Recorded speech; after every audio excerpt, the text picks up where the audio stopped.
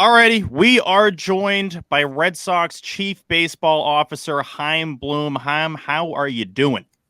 I'm doing great. Enjoying every day here in Fort Myers. This is your second appearance. You're kind of like a veteran on here now. I know our rules are they have to be on here 3 times to be in the ITM Hall of Fame, so you're only 1 appearance away. It's a big deal. I'm getting there. Yeah, Hopefully I don't screw it up this time. Yeah, you're almost there, which is nice. But I mean, we got to get into the most important question here. Does Kike actually have the resume to be the new starting shortstop of this team? I think that one's been asked and answered. Damn it. This is my biggest concern. Someone beat us to that?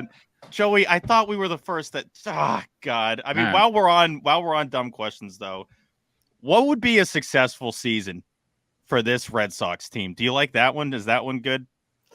That one's well, no one has asked me that to this point. Yes. So right. So at least you guys are the first on that.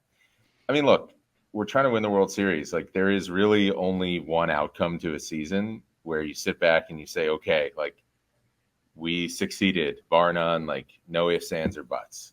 That is always the case. Like, if that doesn't happen on some level, you're not happy.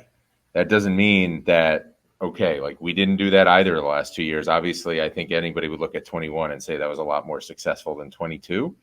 And I don't want to sell short in any way the accomplishments of 21 or, any season where you do a lot of good things but don't win at all. Obviously, the journey matters too. But at the end of the day, you're trying to win the whole thing. So to me, like, the way I look at this, and it's actually something that's been kind of a topic that we've talked about, I don't think with where we are right now, like, we have earned the right to start talking about that. Like, we just have to do the right things every day.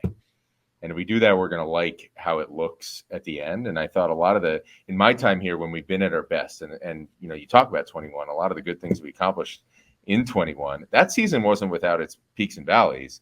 We were at our best when we were just focused on the right things and focused on what was in front of us. And it adds up to something really good. And I don't think that when it looked like we were unstoppable for a while in October, I don't think that was necessarily the most talented group of players we've had on the field since I've been here. And it certainly wasn't a more talented group of players than we had 2 months earlier when we were tripping all over ourselves, but we were focused on the right things. So to me, we stay focused on the right things. That is going to lead us to our best season.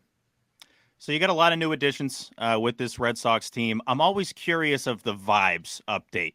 You're down at the fort. You just watched Chris Sale. You're joining us, by the way, in the middle of a Chris Sale. You are very gracious with your time to be cutting that short to be with us today. What's the vibes update from the fort right now? With I should clarify, I did not actually cut the live BP short. Chris is out there.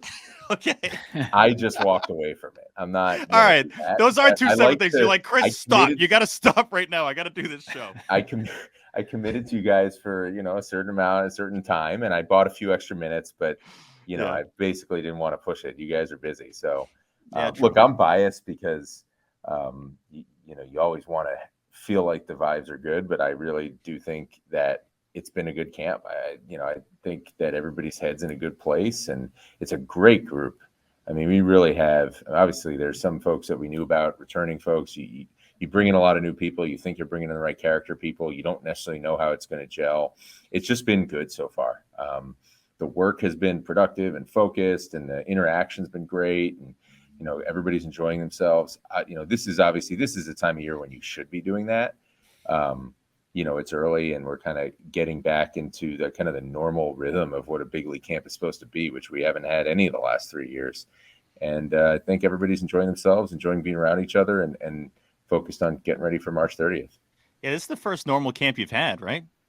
I think so. I mean, I don't even know what normal is anymore. Like I said, you stay focused on the right things. You just do what's in front of you. But it is, albeit it's a long time to be away from family and so forth. And there is eventually you get to the Groundhog Day portion of spring training, right? Where you just want to, can we start this already? But there's something to be said for the normal rhythm. And I think it's important for a group to be able to come together in addition to what it does for people on the field. Yeah, and the fact that it's March helps. You can actually see that opening day is not really that far away. We talked with Sam Kennedy a few weeks ago, and he said that maybe it wasn't the best idea to constantly mention the goal was to bring Bogey back during last season, throughout the course of the season, with all the availability you guys had. Now, I know that's a two-way street because you get asked the question, so you're going to answer it. But do you have any regrets with the handling of the Xander situation when you look back on it? As far as that specifically, look, I think that's a tough one. I think obviously, you say that enough times, people expect you to do it no matter what, right? To do it at any cost, no matter what the deal is. And obviously, as apparent, we weren't going to do that. So I guess you could say, like, okay, well, if that happens, which we knew was a possibility, right? Like, then you end up sitting here with egg on your face. But for me, to me, the alternative was, until if there was a point where Xander signed with another organization, then okay, then we turn the page, we move on. But until then, I didn't want any ambiguity in how the organization felt about him and how I and our department we feel about him. Obviously, there's a business side to this, right? That's unavoidable. But so from that aspect, I'm okay with it, even knowing there was a risk that it wasn't going to happen. But I could see the other side of it too. I just felt like it was obviously going to play out a certain way, but I didn't want it to be the case that it seemed like we were kind of disengaging from him even before it was done, because that's not how we felt about it. We just, obviously there's a kind of head versus heart thing on this, and you got to make the right business decisions too. So I haven't heard anybody ask you this directly, so I feel like I got to be the one to do it. How much did having Marcelo Meyer in the system affect the Xander negotiations? Not at all for me. I just don't think we should be thinking that way. Especially, like, first of all, the way, this isn't a situation where when you draft players, they go right on your big league club. And obviously Marcelo is the type of talent that he could move quickly, but A, we shouldn't be putting that on him. And B, we're still talking, like, we can't skip steps with him, right? Like, he's still in an early part of his journey. And if there's one, I guess maybe other than pitching, if there's one position you can never have too much of, it's shortstop, right? They're usually better athletes on the field. They can go different places. Depth is not a bad thing ever. And if that became a problem down the road, then it would become a problem down the road. But that really didn't factor into it at all for us. So the Navy granted a transfer from active duty to reserves for Noah Song. I'm going to act like I know all the ins and outs of that. I absolutely do not. And he's taken by the Phillies in the Rule 5 draft. From your perspective, how much did you guys know in terms of if he was going to be available or not? Because I genuinely don't know how that process works. And I'm just wondering if you guys, like, really what that conversation was like. Because obviously that needed to be discussed if you're going to keep him on the 40-man or not. Yeah. And, to be honest with you guys, I'm not actually sure what is appropriate to say here because, Noah's not our player right now. Right. Yeah, true. Yep. Yeah. I guess more like, because this has been a talk for a while, right? Since he hasn't pitched since 2019. And what was the awareness level of if he would be available? I don't even know if you can answer that, but yeah, I can. I know what the answer is. I don't know if I should. The only thing I'll say is, like, obviously there's always a lot going behind the scenes with that, even though there weren't any updates we ever thought it was appropriate to give publicly, knowing the military's involved, the government's involved, right?